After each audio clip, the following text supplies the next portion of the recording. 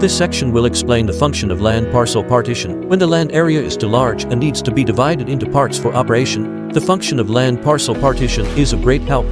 Click on Task Planning. Open Parcel List. Select the parcels to be divided. Click to cut the parcel.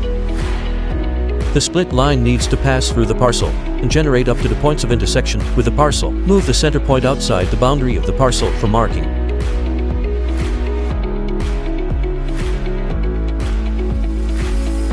Click to cut. Click Yes and save the parcel. A large parcel can be cut into several small parts. After cutting, select the land parcel that needs to be worked on. Click to call the parcel. Once the route is planned, operations can begin.